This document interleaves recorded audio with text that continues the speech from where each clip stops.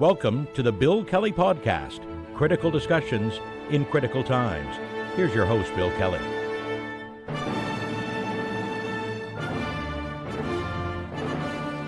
And welcome to another edition of the Bill Kelly Podcast, critical discussions in these critical times. I'm your host, Bill Kelly. Good to have you with us again. Well, just when it seemed as if there was a ray of light to the negotiations for a new trade deal, or at least a revamped trade deal between Canada and the United States, along comes U.S. Commerce Secretary Howard Lutnick to throw cold water, if not just a fire extinguisher, on those rays of hope that were coming in here.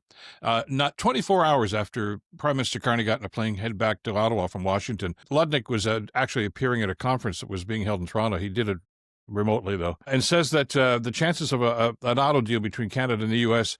is pretty much gone, slim to none.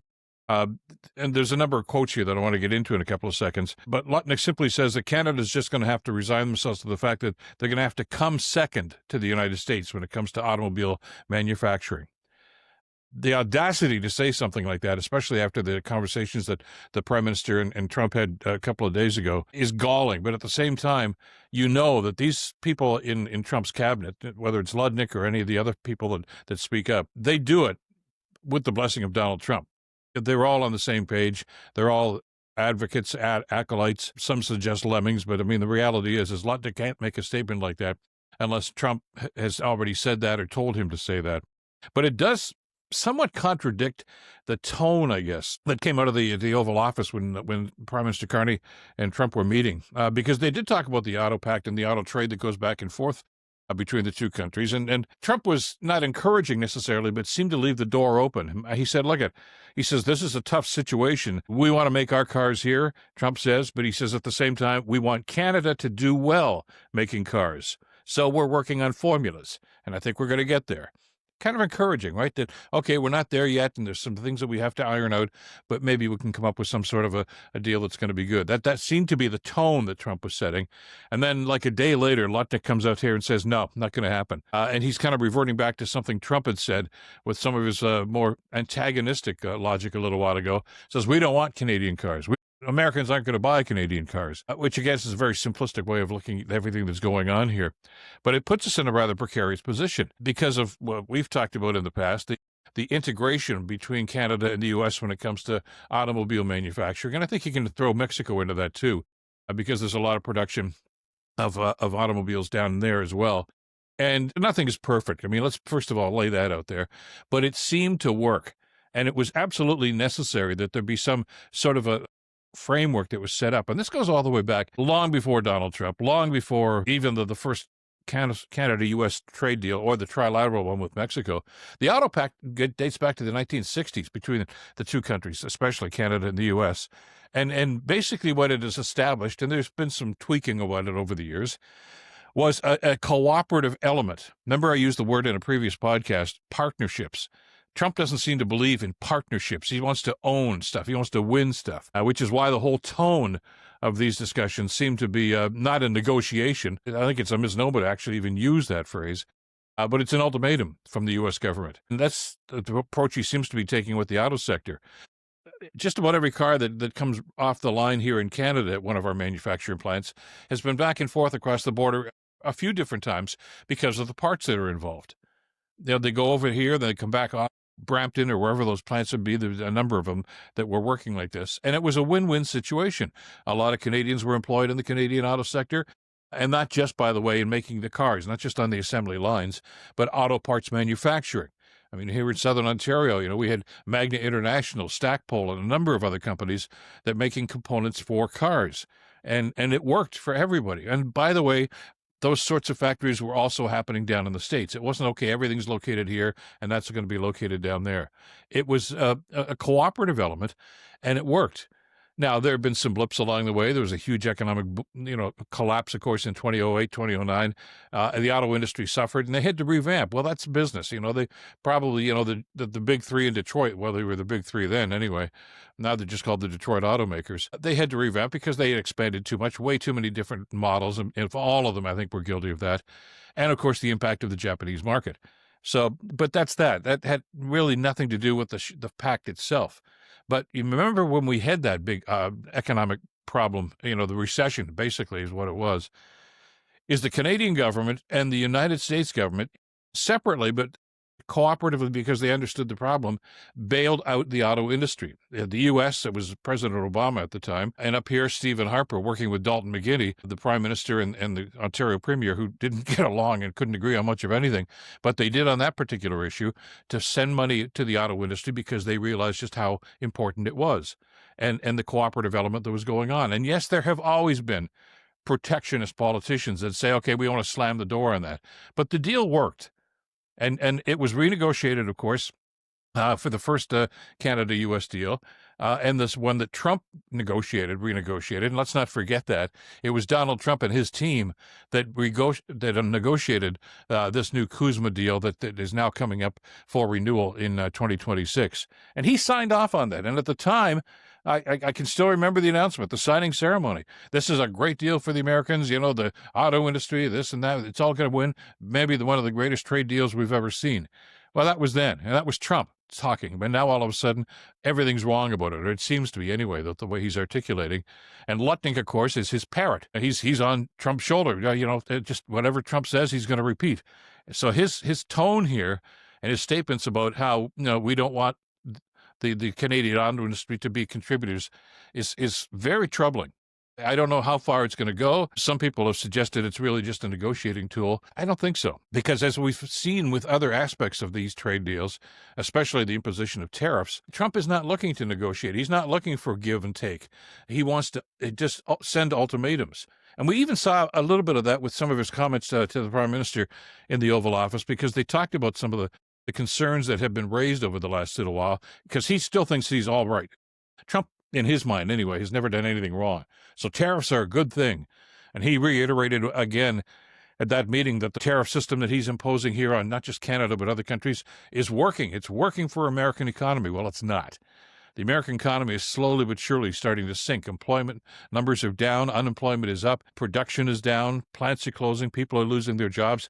He seems oblivious to that. And plus the fact that he still doesn't seem to get the fact that that money that seems to be coming in from tariffs is not being paid by foreign governments. It's being paid by people that want to bring those products in. Those are American companies that are paying the tariffs into the U.S. government. So, it's really one hand changing into the other hand. So, he can claim victory there, but it's not working that way. But then he did mention, if you were listening carefully to some of his comments, some of the things that we're doing here, some of the counter tariffs, but more importantly, I think some of the things that Canadian consumers are doing are having an impact. When we instituted, for instance, in Huron, Ontario, the ban on American alcohol, on beer, wine, and spirits, everybody said, well, what's the big deal? You're not going to bring the U.S. economy to their knees. Well, no, but you're going to bring the economies of places like Kentucky and other places where this stuff is manufactured, not necessarily to their knees, but it's that you've seen the numbers. There's a huge drop in sales because they relied on Canadian consumers, and now that market is not there for them. And Trump mentioned that he was very upset about the fact that Canadians aren't buying American alcohol or wine anymore. Well, that's on you, Donald, okay? And he's just saying he wants it to stop. He's not saying, you know what, okay, we can relax the tariffs if you guys will let go of this. He doesn't seem to be able to comprehend that there has to be some give and take here. And that's problematic for me. And I know Mark Carney's a very smart guy. Dominic LeBlanc is a very smart guy. And the whole team that are doing these negotiations, they get this. And I know that there's a lot of stuff they probably want to say that they simply aren't going to say in front of Donald Trump because they know that it's simply going to antagonize him. And when Trump gets pissed off about anything, he lashes out with higher tariffs or whatever the case might be. So it would be counterproductive. And quite frankly, I think some of these counter tariffs that the government was imposing were counterproductive. I don't know that they actually achieved the goal that the government wanted to do. That's why I wasn't very upset when Carney lifted some of those counter tariffs, because I don't know that they were doing a whole lot of good to try to move our case forward. They have in the past, even that first Trump administration, when some of these countermeasures were put in place then, to do with California wines or Kentucky bourbon or whatever the case might be, that became part of the conversation. Like, yeah, that's really hurting not the whole American economy, but those sections of the economy in those states. So let's back off on that. And maybe we can ease up on our demands for dairy industry or the auto industry, whatever the case might be. That mindset doesn't seem to exist anymore with Lutnick and some of the other people. So that's something that we really need to keep an eye on now. I believe that Carney wants a better deal. What he said in the House of Commons when he came back during question period, that the deal we're going to go negotiate might even be better than the existing one we've got. There's a lot of wiggle room for that to happen. It's only going to happen if the other side wants to sit down and negotiate. Because even Lutnick, in his statements to this conference the other day, and Trump musing the other day in the Oval Office, suggested that maybe they don't need a deal between Canada, the U.S., and Mexico. Maybe they'll just let it expire. As a matter of fact, there's some talk that they want to basically push Mexico out of this partnership altogether. Now, Prime Minister Carney's already on record saying that he's never going to support that sort of thing. But you see, this is Donald Trump's methodology. It's divide and conquer. This is a trade deal where Canada and Mexico are trying to partner with the United States. Well, if I break them off and say, get Canada and Mexico fighting against each other, it's going to be an awful lot easier for him to impose his will on both governments. And we can't fall for that. And I think the Mexican president and certainly our prime minister are on to that. And I think they're going to do everything in their power to make sure that doesn't happen. But it's a very, very difficult time right now to try to find some positivity in what's happening here. The Buy Canadian stuff that we're doing is not government edict. Yes, in here in Ontario, the banning of sales in the LCBO stores. Yeah, that was Doug Ford that did that. So we live with that. But most consumers that I've talked to are okay with that. Some people that bought California wines on a consistent basis, they make nice wine, although quality has gone downhill over the last couple of years because of the forest fires that have gone on there. That kind of thing has an impact. A lot of people I know love the Kentucky bourbon, but you can live without it. But that's fine because we're making a statement saying, we don't need to do that. There's some fine Canadian wines that people will use as alternatives to the California wine. If you're into spirits, they make bourbon in this country too. Try it. You might like it. That's the way that the market works in situations like this. The Buy Canadian aspect in grocery stores. That's consumer driven. That's not the government that's saying that. It's just we as Canadians are saying, look, I'm not going to buy grapes from California. Sorry, guys. And I'm sorry, Governor Newsom and the people in California that you have to hurt. But if you want this to end, if you want the Canadian boycott to end, talk to your president. All the border states, and not just the border states, but California, even Florida, are hurting terribly because Canadian tourists are not going to the States. Airlines have had to cancel flights because there just isn't the uptake in this country. So it's working. It's having an impact on certain sectors of the U.S. economy. And we like to think that the president and his team are going to respond to that and say, okay, we're both getting hurt by this stuff. Let's just back off a little bit and try to find something that's going to make things easier for Canada and make things easier for the States. But instead, Trump and Lutnick and his minions here are simply saying, stop it. They're not offering anything in return. They're simply saying, stop doing that, or else, or we'll raise more tariffs, whatever the case might be. It's not, and I'm not going to be naive to say a sense of fairness here, because I think we would have to be naive to suggest that Trump is actually going to try to find fairness in the deal that's good for everybody. As we've said before, and I think it's pretty evident to everybody, Trump just wants to conquer. So how do you beat that? Because that's the big, that's the elephant in the room during any of these negotiations, that there doesn't seem to be a willingness to try to give and take. Now, maybe this is all bombast. I don't know, because we're not in the room. And unlike that last deal that was negotiated during the first Trump administration, there isn't that openness about what happens during some of these negotiations. We're just kind of getting, we're moving along and we're progressing. So I don't know. Maybe this is all a negotiating tool.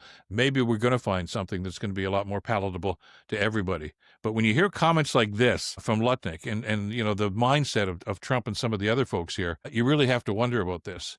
We basically, as we've said on the podcast, and I think the government has certainly talked about this, one of the main reasons that Carney went back to Washington was to talk about tariff relief, especially when it comes to steel, aluminum, and the auto sector, of course, involved in this. And there's so many other things, softwood lumber.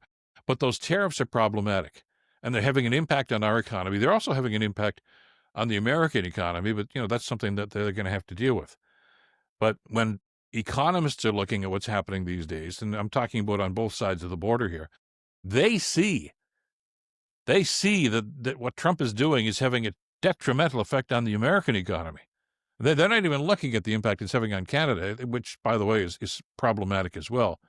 But Trump's not even responding to the American situation. He's not saying, whoa, maybe we got to back off on this.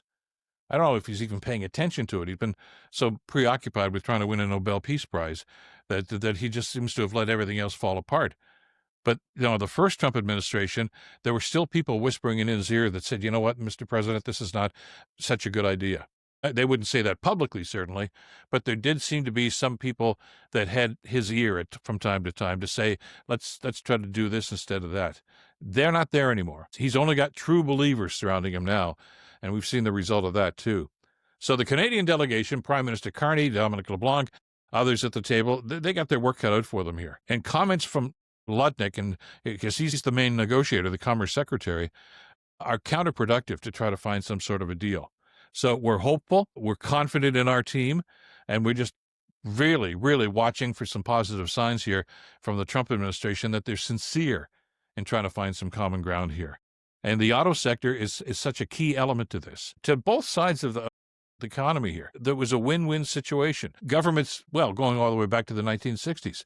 And we're talking about the Kennedy administration, the Johnson administration, the Nixon administration, and on it goes. Jimmy Carter, we can list them all. And of course, I hear the prime ministers from Pierre Trudeau and on through Brian Mulroney's time, etc. There was a sense of cooperation between the two governments.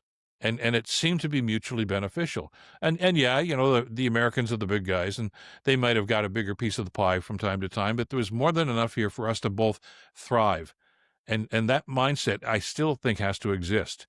And I know there are lots of people down in the States that still want to see that mindset exist. And I know that the willingness is on this side of the border. What we're waiting for, hopefully, is to see those voices that are in agreement with that are finally going to have some sort of an impact on Donald Trump and his attitude toward this. We're watching. That's it for this edition of the podcast. Thanks, as always, for being with us. If you're watching on YouTube, great. And thank you, by the way, for everybody who is supporting us. By subscribing to the podcast, you help us to continue to do the work and to engage you and us and everybody in this country about the conversations that have to happen. Everybody's entitled to an opinion, as Patrick Moynihan once said, the U.S. Senator. Everybody's entitled to an opinion, but you're not entitled to your own facts. We want to state the facts, and we'd rather have people state educated opinions, because that's the only way we're going to move forward here. Thanks, as always, to Madeline Kelly for the great work producing the show. Until next time, I'm Bill Kelly. Stay in touch and stay informed. Bill Kelly Podcast brought to you by Wizen's Law, personal injury lawyers. Listen, you didn't choose to get injured, but you can choose the right lawyer. Wizen's Law, 905-522-1102 or wizenslaw.com.